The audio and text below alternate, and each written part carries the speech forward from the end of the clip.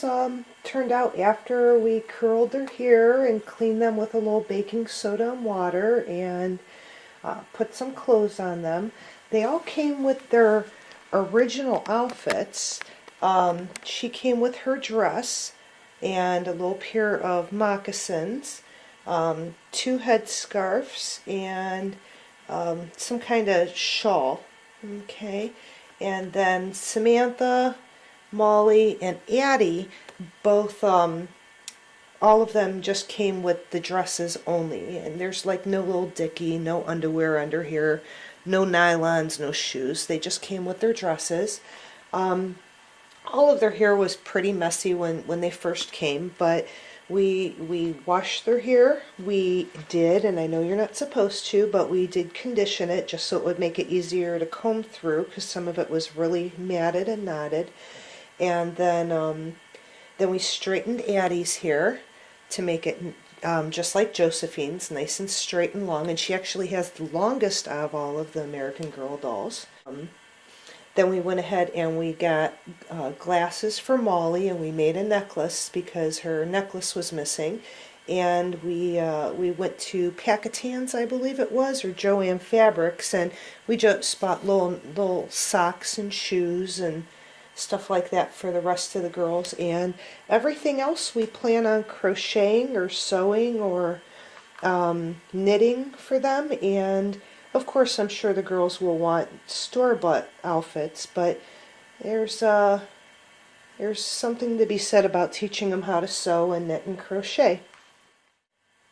The original reason I decided to get an American Girl doll in the first place was not because, you know, the granddaughter wanted one or the godchild wanted one or her sisters. It was because I needed one for sizing, and I wanted to make sure that, you know, one of the girls was getting an American Girl doll or had just gotten one and she wanted clothes for it, and it was just way too expensive to go out and buy the clothes from American Girl. So what we decided to do, or what I decided to do, was just to knit and crochet and sew American Girl doll clothes. And that's kind of how I got started on this project. So it's in thanks to my granddaughter and goddaughter and her sisters. Originally, I started out with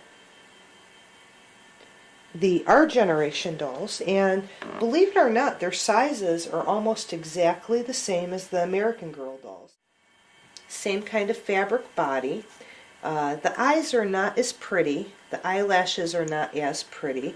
They're harder, they're thinner, obviously. But in comparison, you know, for the 2-year-old, this is fine for her. I wouldn't give her a $100 doll to play with. So, you know, this works out really good. The little girl, she has her Our Generation dolls. The older girls have their American Girl dolls, and it all works out good for them. I was a little nervous because I bought these 4 dolls off of eBay, and for about $300. It was $200 and something plus shipping and handling, so around about $300. And immediately after, I started looking up a little bit about them because they were expensive dolls, and I found that there's fakes out there. So the first thing I did when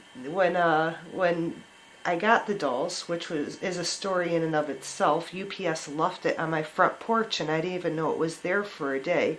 There was no signature required. So they were out in a shipping box on my front porch for a whole day, and it was freezing cold out and snowing. So when I finally did call UPS and say, hey, wait a minute, I'm tracking my package and it hasn't been delivered, but it says it's been delivered.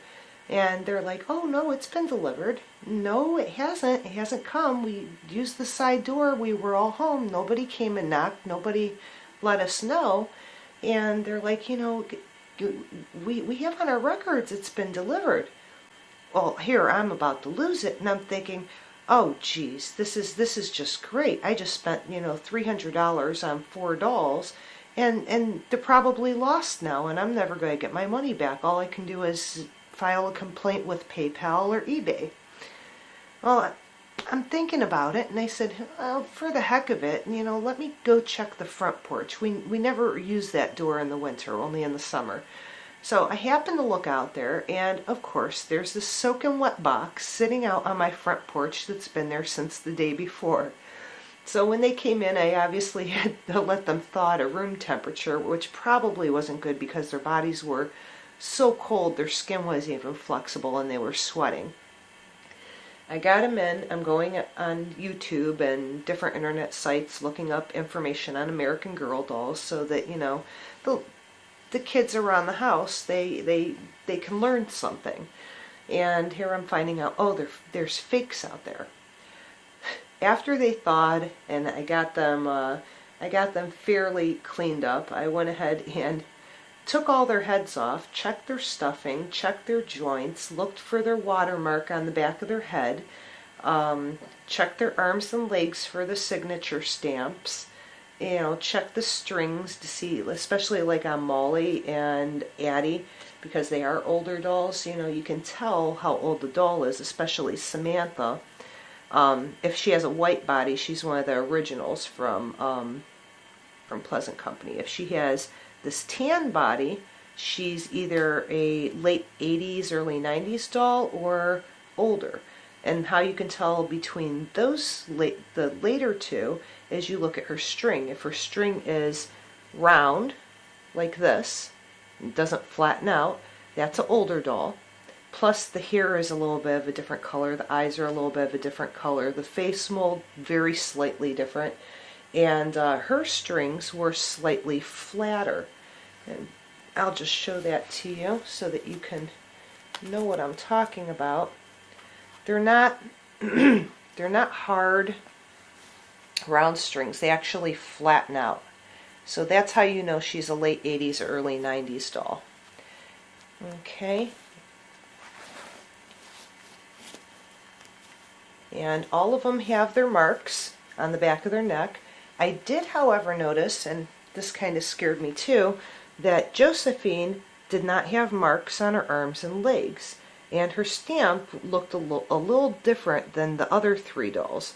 Well, she's a newer American Girl doll, so it doesn't mean that she's a fake if she doesn't have all the same markings. What I found out is with Pleasant Company, they didn't put the markings consistently on the dolls because when Mattel bought out Pleasant Company and started making their own American Girl dolls, things changed. Not only did the strings change and the bodies change, some of the features changed, like the original Samantha has extremely long curly eyelashes. Long eyelashes. Her string is completely flat and she has a white body. She also doesn't carry all the markings that the girls typically look for on the legs and the arms. She does have the Pleasant Company stamp and she has a stamp on the back of their head. That's the biggest thing. Always look for the stamp on the back of the head and on the back of the neck where it says Pleasant Company or American Girl. That's how you're going to tell. Some, like Molly, will have the little asterisks on the inside of the legs, inside of the arms, the stamp on the back of the head, and the little watermark symbol behind the ear. So those are a couple tips and tricks to find out if your American Girl doll is real or fake. The other thing you want to do is, and this is only with your mother and father's permission, you take off their heads and you'll notice a huge difference between the stuffing inside of an American Girl doll opposed to an Our Generation doll. The stuffing in an Our Generation doll, or a lot of the more cost-effective dolls, is it's more like a polyfill. It's not soft, it's very hard. It's the same stuff you're going to buy from any craft store like Michael's or Packatans or Joann Fabrics. It's that hard, scratchy fill. The joints are also different. So those are things you want to look for. When you take the head off of an American Girl doll, the stuffing is extremely soft, and it has just a different quality, a different feel, and you will definitely notice the difference. If it feels like polyfill or that fiber fill stuff, that's definitely fake. The other thing are their joints, and there are there's another YouTube video that shows you what the joints are supposed to look like.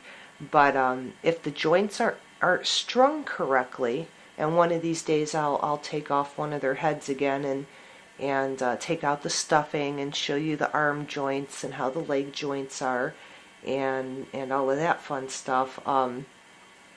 That way you can see what the actual difference is. Okay. The other thing you want to look at on the American Girl dolls, on the older dolls, I'm just going to move Addie's hair out of the way here. They were sewn completely up, and these are the older dolls. They're sewn completely up. Okay.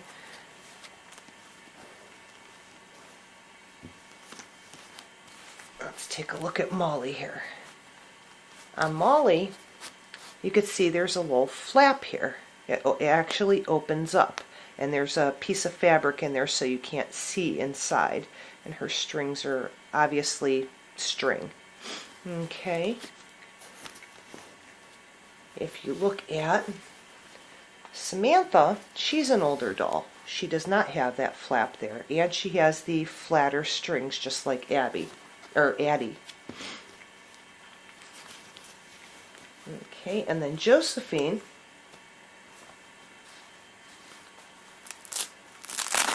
she has the tight round strings like Molly, and she might be, she does have Pleasant Company. She might be right